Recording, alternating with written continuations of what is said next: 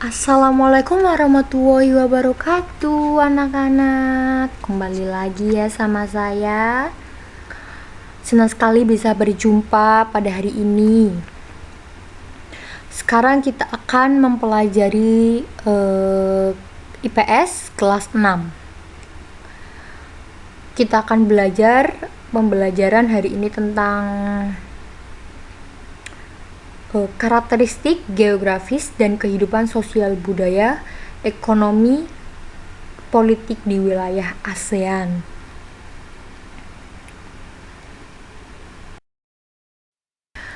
Di sini ada karakteristik geografis dan kehidupan sosial budaya, ekonomi, politik di wilayah ASEAN. Di sini ada beberapa negara ya anak-anak, yaitu ada Laos, Thailand, Myanmar, Kamboja, atau apa sih itu Kamboja kayaknya ya, Vietnam, Malaysia, Brunei Darussalam, Singapura, Indonesia, dan Filipina. Di sini ada berapa negara? Di sini ada berapa berarti? Kita hitung ya, 1, 2, 3, 4, 5, 6, 7, 8, 9, 10. Ada 10 negara dalam geografis dan kehidupan sosial budaya ekonomi politik di wilayah ASEAN, anak-anak. Ya, dalam kehidupan sosial budaya ekonomi, politik di wilayah ASEAN dipengaruhi oleh 3 hal, yaitu pertama, luas wilayah. Pada sebagian besar, negara ASEAN memiliki wilayah laut dengan luas sekitar 5.060.100 km persegi. Pada luas wilayah daratan, memiliki sekitar 4.107.000 km persegi. Wow, lebih luas itu ya, lautan daripada daratan. Lebih jangkauannya tuh hampir sedikit gitulah ya. Kalau lautan kita 5 juta, kalau pada daratan itu kan 4 juta, hampir selisih 1 juta lagi. Itu hampir mendekati dengan lautan ya. Kenapa bisa segitu? Karena sehingga wilayah lautan negara-negara ASEAN lebih luas dibandingkan wilayah daratan. Nah, bener kan? Karena lautan dalam negara ASEAN itu lebih luas daripada negara daratan. Tadi yang saya jelaskan, kalau luas pada lautan itu 5.060.100 km persegi, sedangkan wilayah daratan itu 4.817.000 km persegi. Jadi selisihnya tuh hampir 1 juta. Kalau misal jadi hampir sama gitu ya, hampir mendekatinya. Kedua, di sini ada iklim tropis dan garis khatulistiwa. Anak-anak tahu apa yang dimaksud dengan daerah tropis dan garis khatulistiwa? Mari kita simak. Daerah tropis adalah daerah sekitar garis khatulistiwa yang beriklim panas dan hanya memiliki 2 musim, yaitu ada musim kemarau dan musim hujan. Pada garis khatulistiwa atau disebutkan ekuator, itu garis yang membagi belahan bumi utara dan belahan bumi selatan. Ingat-ingat ya anak-anak, jangan sampai salah. Pada garis khatulistiwa atau yang disebut dengan ekuator, itu artinya membagi atau membagikan belahan bumi utara dengan belahan bumi selatan. Jadi jangan sampai salah dan jangan sampai tertukar dengan utara, selatan, barat. Intinya yang dalam garis khatulistiwa itu yang dibagi itu utara dan selatan ya, bukan yang lainnya. Mayoritas negara-negara ASEAN itu biasanya memiliki iklim tropis. Kenapa? Karena dilewati oleh garis khatulistiwa. Apa sih itu dampaknya? Dampak positifnya atau keuntungannya dampak keuntungannya yaitu antara lain adalah iklim tropis memiliki 2 musim saja, sehingga tidak terlalu sulit menanam tanaman, curah hujan cukup tinggi sehingga pertanian berjalan lancar, dan sumber daya alam melimpah serta beraneka ragam. Wow, sangat luas dan sangat kaya sekali ya, karena dalam daerah tropis itu memiliki 2 musim, kemarau dan hujan.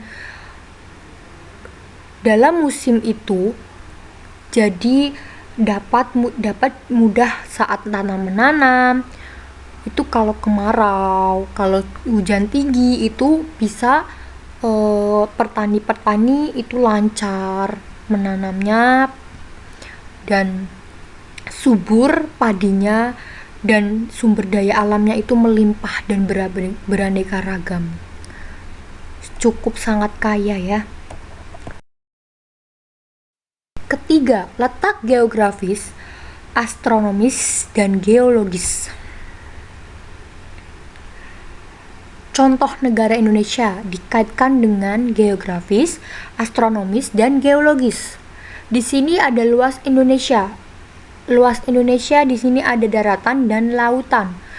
Daratan itu sekitar 1.922.570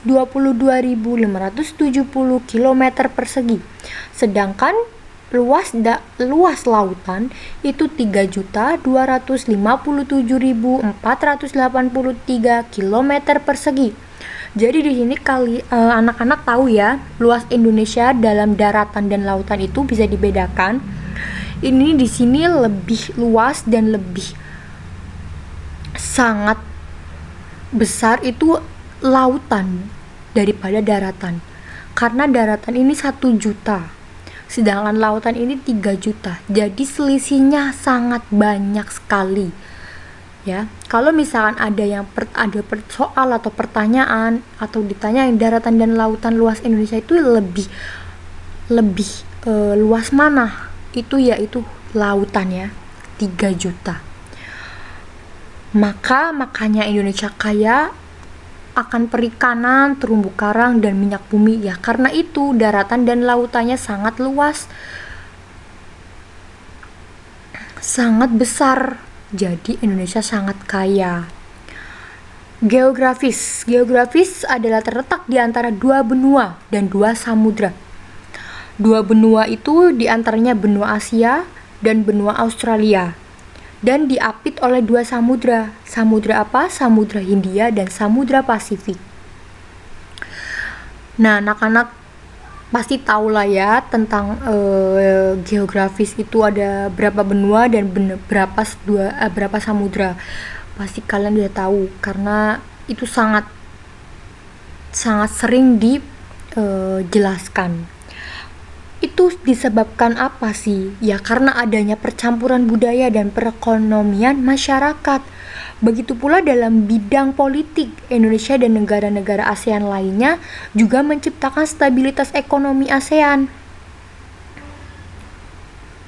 Nah, di sini ada letak astronomis.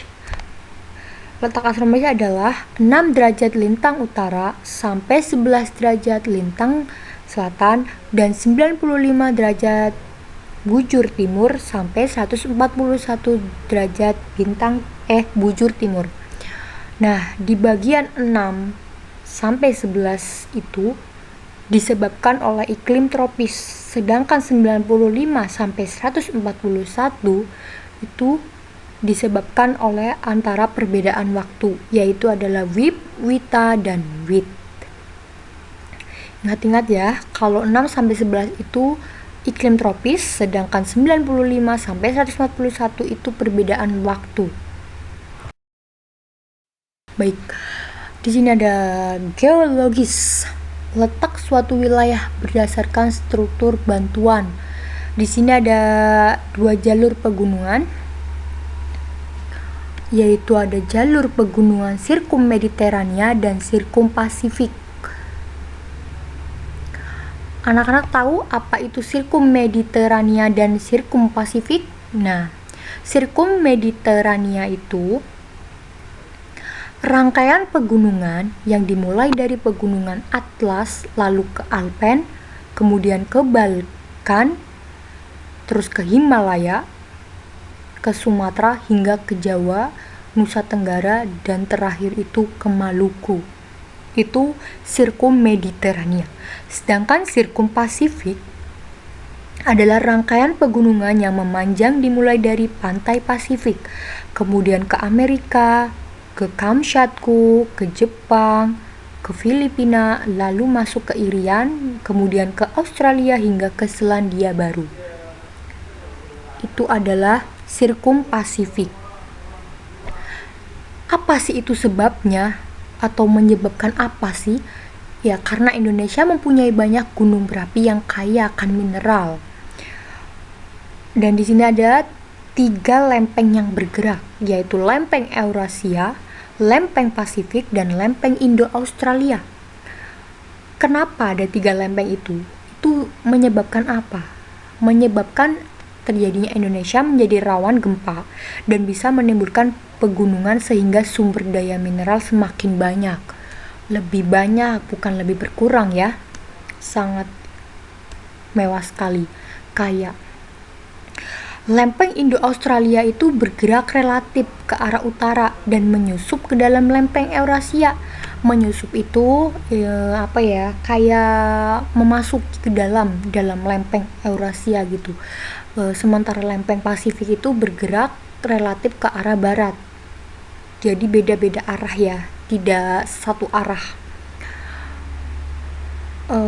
Ditanyakan, apa sih akibat gempa bumi, terjadinya gempa bumi? Itu ya ada getaran karena getaran atau guncangan tanah, atau disebut dengan bahasa Inggrisnya ground shaking. Kedua, likuifaksi, itu dalam bahasa Inggrisnya liquefaction. Ketiga, longsoran tanah. Keempat, tsunami. Kelima, bahaya sekunder, yang di dalamnya ada arus pendek, gas bocor yang menyebabkan kebakaran, dan lain-lain. Baik, terima kasih anak-anak sudah menyimak tentang karakteristik geografis kehidupan sosial, budaya, ekonomi, politik di wilayah ASEAN. Sampai jumpa. Terima kasih, sekian dari Ibu. Wassalamualaikum warahmatullahi wabarakatuh.